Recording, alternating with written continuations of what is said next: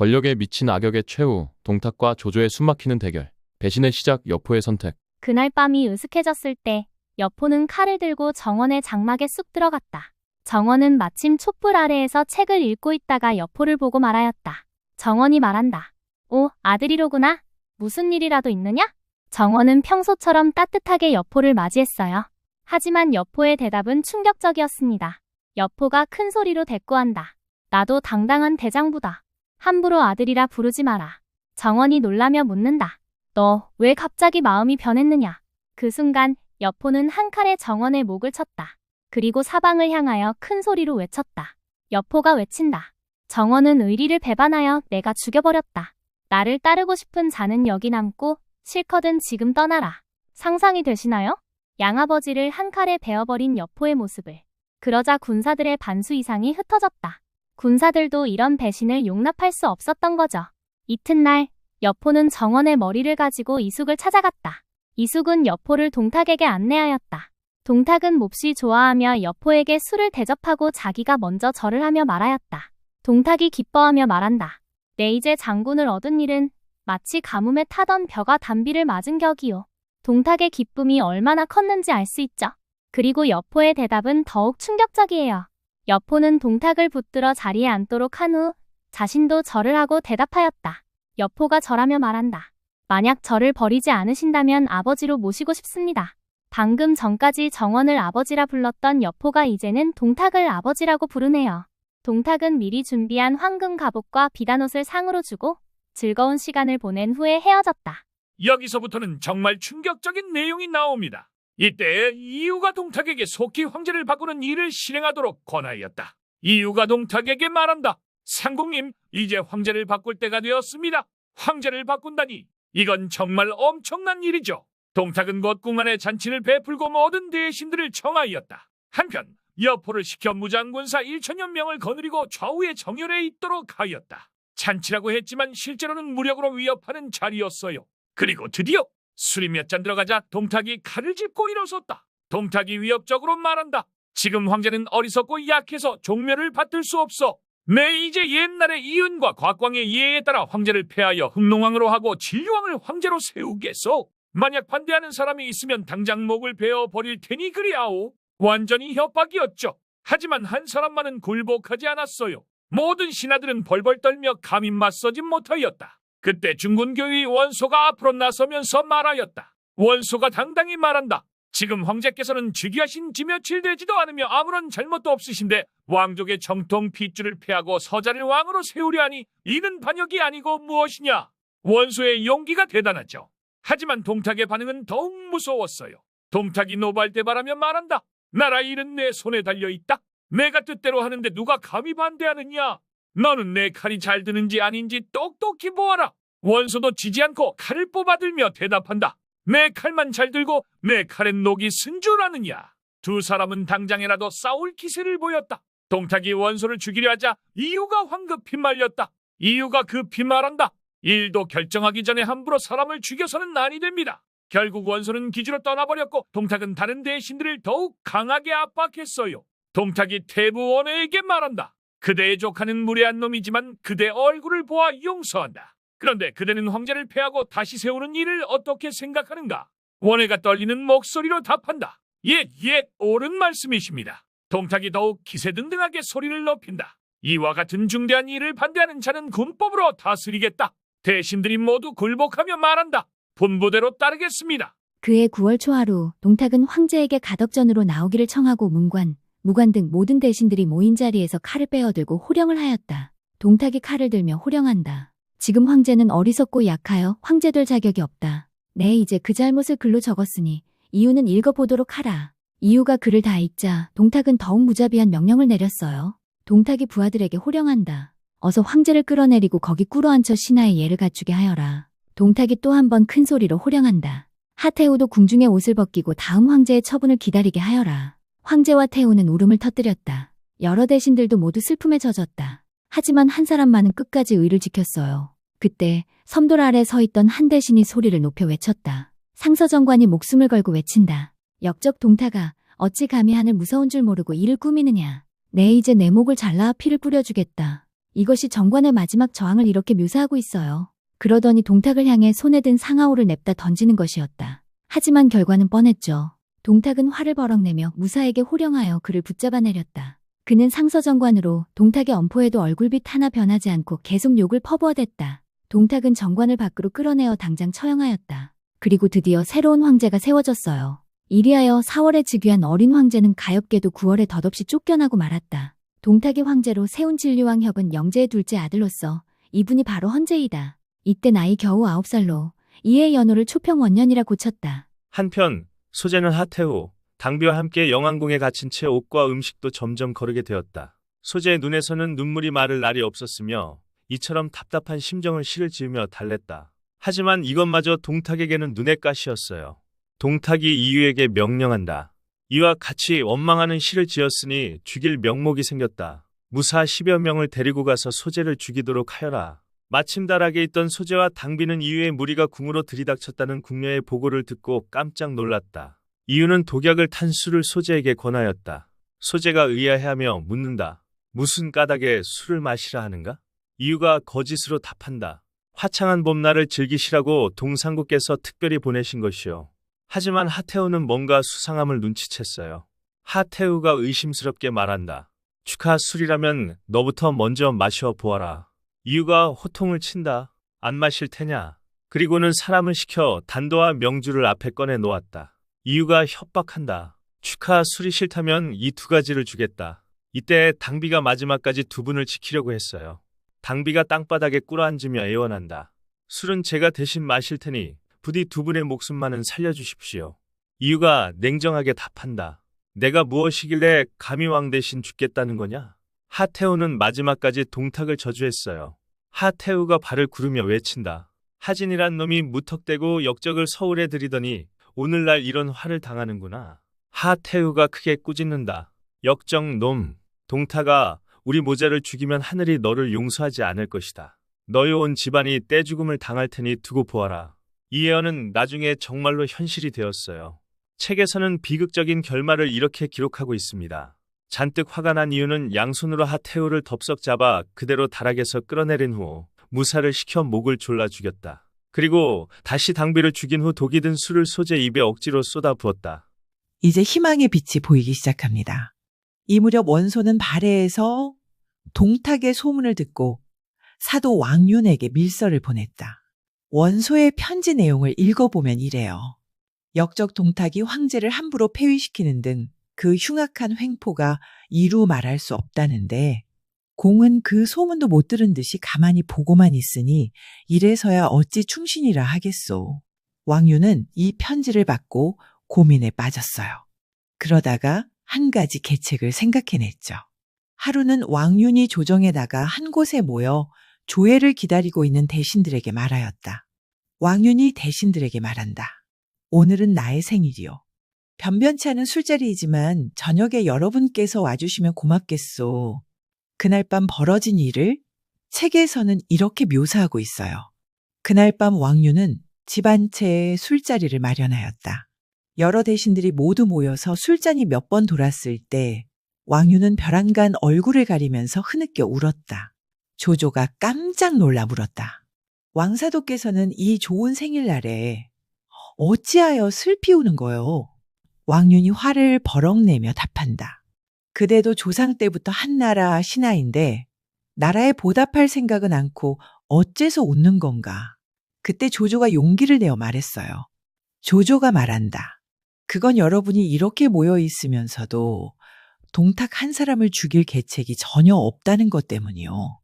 내가 비록 재주는 없지만 당장에 동탁의 머리를 잘라 성문에 내걸어 본보기로 삼아 보이겠소. 왕윤이 얼른 자리를 옮겨 앉으며 말한다. 그럼 무슨 좋은 방법이라도 있단 말인가? 조조가 비장하게 답한다. 사실 내가 동탁을 극진히 섬기는 것도 기회를 엿보기 위해서였소. 이제 나도 동탁의 신임을 받아 바로 곁에까지 갈 수 있게 되었소. 사도께서는 보검을 가지고 계시다니 그것을 빌려주신다면 동탁의 집에 들어가 찔러 죽이겠소. 왕윤이 감동하여 말한다. 그대의 마음이 진정이라면 나라를 위하여 천만다행한 일이오. 책에서는 조조의 맹세를 이렇게 기록하고 있어요.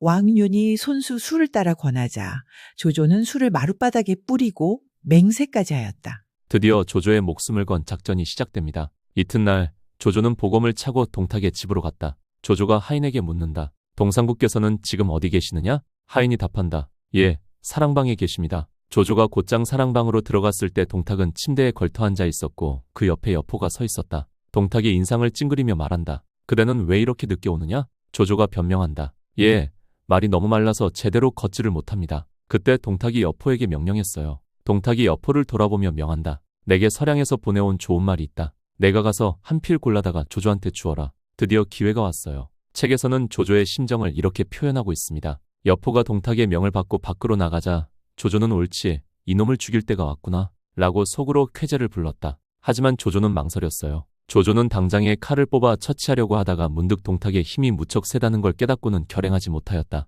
그런데 더 좋은 기회가 왔어요. 동탁은 원래 몸집이 크고 뚱뚱하였다. 그래서 오래 앉아있지 못하고 바로 침대에 눕더니 다시 벽 쪽으로 돌아누웠다. 지금이야. 하지만 다시 한번 기회가 왔다고 생각하며 조조가 급히 보검을 쑥 뽑아 동탁을 막 찌르려 할 때였다. 그때 무심코 거울을 쳐다보던 동탁은 등 뒤에서 칼을 뽑는 조조의 모습을 보고 급히 몸을 돌리며 소리를 질렀다. 동탁이 크게 소리친다. 무슨 짓이냐? 완전히 발각됐어요. 하지만 조조는 재빨리 대처했습니다. 당황한 조조는 이내 칼을 떠받들고 꿇어앉으며 말하였다. 조조가 급히 변명한다. 실은 제게 보검 한 자루가 있어서 상국께 바치러 왔습니다. 다행히 이 칼은 정말 명검이었어요. 동탁이 칼을 받아 이리저리 살펴보았다. 길이가 한 자 남짓하며 자루에 7가지 보석으로 장식된 날이 무섭게 서 있는 훌륭한 보검이었다. 동탁은 의심을 거두고 조조를 밖으로 데리고 나와 말을 보여줬어요. 조조가 말한다. 감사합니다. 그러면 어디 한번 타보겠습니다. 그리고 조조는 도망쳤어요. 조조는 대문 밖까지 말을 끌고 나가더니 훌쩍 올라타기가 바쁘게 채찍질을 하며 동남쪽으로 달려갔다. 하지만 여포가 의심을 품었어요. 여포가 동탁을 보며 간언한다. 방금 조조의 꼴을 보니 암살을 꾀하다가 들켜서 칼을 받친다고 둘러대는 것 같았습니다. 동탁이 답한다. 나 역시 수상하게 여기고 있었다. 그때 이유가 들어와서 확인을 제안했어요. 이유가 간언한다. 조조는 가족을 시골에 둔 채 혼자 서울에 와 있습니다. 얼른 사람을 보내서 부르십시오. 그가 태연하게 찾아오면 진정으로 칼을 받친 것이지만 오지 않으면 틀림없이 상국을 해치려 한 것이니 속히 잡아다가 그 죄를 물으십시오. 동탁은 즉시 군사를 보냈지만 이미 늦었어요. 잠시 후 조조를 찾으러 간 군사들이 이유에게 다음과 같이 보고하였다. 군사가 보고한다. 조조는 자기 숙소로 가지 않고 말을 탄 채 급히 동문을 빠져나갔다고 합니다. 문지기의 말로는 상국님의 급한 분부를 받고 간다면서 말에 올라탔다고 합니다. 이유가 동탁에게 말한다. 그놈은 틀림없이 상국을 해치러 왔던 것입니다. 동탁이 펄펄 뛴다. 내가 그토록 아껴 주었건만 감히 날 죽이려 하다니? 동탁은 곧 조조의 모습을 그린 초상화와 공문을 온 나라 안에 보냈다. 공문에는 이렇게 적혀 있었어요. 조조를 잡아오는 사람에게는 천금의 상과 만호의 벼슬을 줄 것이며 그를 숨기는 자는 그와 똑같이 처벌하리라. 이제 조조의 험난한 도망길이 시작됩니다. 한편 성문을 빠져나온 조조는 말을 달려 초군으로 달아났다. 그러나 중모 고을을 지나던 중 그만 관문을 지키는 군사에게 붙잡혀 그곳 현령 앞에 끌려오게 되었다. 조조가 거짓말을 한다. 나는 떠돌이 상인으로 성이 황보라 하는 사람입니다. 하지만 현령은 이미 조조를 알고 있었어요. 현령이 말한다. 내가 전에 벼슬을 얻으려고 낙양에 갔을 때부터 내가 조조임을 알고 있는데 어째서 속이려고 하느냐. 우선 옥에 가두었다가 내일 서울로 올려보내야겠다. 그런데 그날 밤 예상치 못한 일이 벌어졌어요. 밤이 되자 현령은 믿을 만한 부하를 시켜 몰래 조조를 데려와 직접 조사하였다. 현령이 묻는다. 듣자니 동상국께서 너를 끔찍이 아꼈다는데 어째서 스스로 몸을 망치려 하였느냐? 조조의 대답은 당당했어요. 조조가 비웃음을 띠며 대답한다. 내까지 졸장부가 어찌 대장부의 마음을 알겠느냐. 나를 잡았으면 어서 끌고 가 상이나 탈 노릇이지. 왜 쓸데없는 말을 묻느냐? 그런데 현령의 다음 말이 놀라웠어요. 현령이 말한다. 그대는 나를 얕보지 마오. 나도 여느 관리처럼 평범한 사람은 아니라오. 아직 주인을 못 만났을 뿐이오. 조조가 진심을 털어놓았어요. 조조가 조용히 말한다. 나의 조상 대대로 한나라의 녹을 먹어왔는데 나라에 보답하지 않는다면 짐승과 다를 바 없지 않은가. 내가 동탁에게 굽실거린 것은 기회를 보아 역적을 죽이려고 했기 때문이다. 이제 이를 그르쳤으니 이것도 운명인가 보다. 현령이 또 묻는다. 그래 어디로 가는 길이요? 조조가 답한다. 고향으로 돌아가면 바로 황제의 이름으로 거짓 명령을 내려온 나라 제후의 군대와 함께 동탁을 토벌할 생각이다. 현령은 감동받아 조조를 풀어주었어요. 현령은 조조의 말을 듣고는 손수 결박을 풀어주며 자리에 앉게 하였다. 그리고 2번 절한 다음 이렇게 말하였다. 현령이 절하며 말한다. 귀하는 진정한 천하의 영웅이요. 조조도 절을 하고는 현령의 이름을 물었다. 조남이 어떻게 되십니까? 현령이 답한다. 나는 진궁이라는 사람이요. 늙으신 어머님과 아내와 아이들은 모두 동군에 살고 있어. 이제 나는 당신의 충성된 마음에 감동하여 관직을 버리고 함께 따라갈 작정이요. 조조는 매우 기뻐했어요. 이날 밤 진궁은 조조와 함께 길 떠날 채비를 하였다. 두 사람은 등에 칼 한 자루씩을 메고 말에 올라 조조의 고향으로 향했다. 이제 조조의 성격을 보여주는 중요한 사건이 벌어집니다.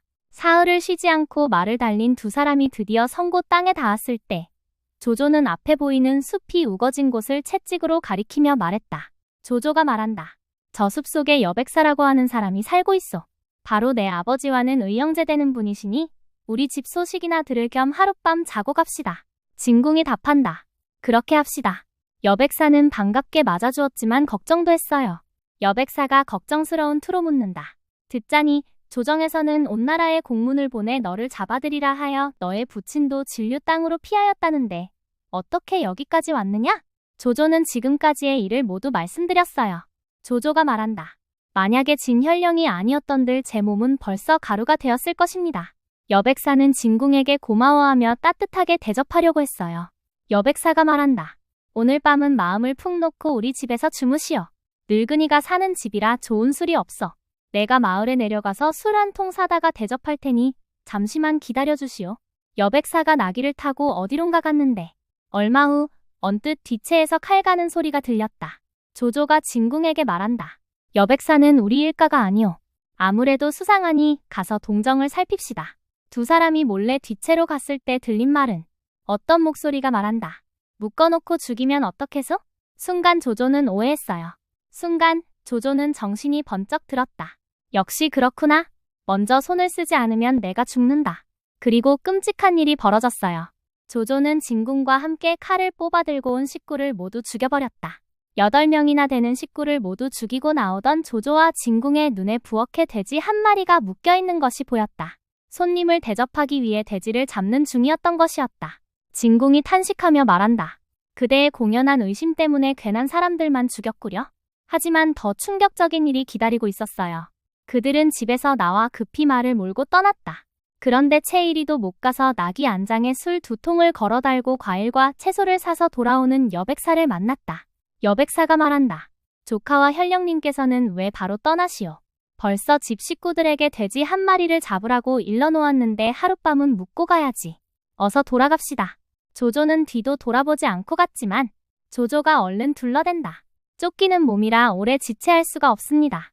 그런데 몇 발자국도 안 가서 갑자기 칼을 뽑아들고 되돌아오면서 여백사를 불렀다. 조조가 부른다. 누구야? 여백사가 고개를 돌리는 순간 조조는 칼로 여백사의 목을 베었다. 진궁이 깜짝 놀라 말한다. 방금 잘못을 저지르고 온 것도 모자라 왜 또 그러시오? 조조가 냉정하게 답한다. 여백사가 집에 가서 그 꼴을 보면 가만히 있겠소? 결국 사람들을 데리고 뒤쫓아오면 우린 화를 입고 말 것이오. 진궁이 항변한다. 그렇더라도 굳이 죽일 필요까지는. 그때 조조가 한 마리 그의 인생 철학을 보여주었어요.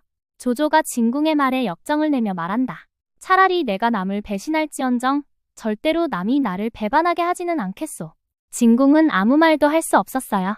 그날 밤 두 사람은 주막집에서 묵게 되었다. 말을 배불리 먹인 후 방에 들어온 조조가 먼저 잠이 들었다. 진궁은 잠을 이루지 못하고 곰곰이 생각에 잠겼다. 진궁은 하루 사이에 본 조조의 두 얼굴 때문에 고민에 빠졌어요. 나라를 위해 목숨을 건 충신의 모습과 의심만으로 무고한 사람들을 죽이는 냉혹한 모습. 새벽이 되자 진궁은 결심을 했어요. 진궁이 말한다. 조조, 나는 여기서 돌아가겠어? 조조가 묻는다. 왜 갑자기 마음이 바뀌었어?